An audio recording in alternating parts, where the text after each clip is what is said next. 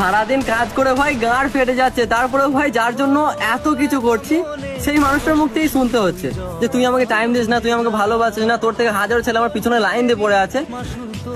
আরে আমি আমি কি বলবো, আমার মাথাটা তো তখনই খারাপ হয়ে যায় যে আমার থেকে ভালো ছেলে পাওয়া খুব সহজ, কারণ আমি দেখতেও সুন্দর না, আর আমার বাবার অনেক টাকা পয়সাও নেই।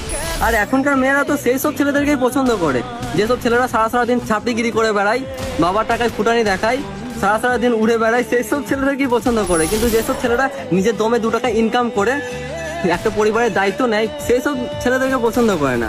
যেসব ছেলেরা সম্মান দেয়, কেয়ার করে, সেই সব ছেলেদেরকে পছন্দ করে না।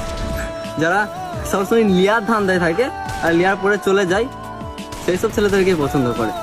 আর যারা বিয়ে করার জন্য, ভবিষ্যতে সংসার গুছানোর জন্য ছোট বয়স থেকে ইনকাম করে আগের ভবিষ্যতের কথা ভাবে, তাদেরকে ভালোবাসে না, তাদেরকে পছন্দ করে না।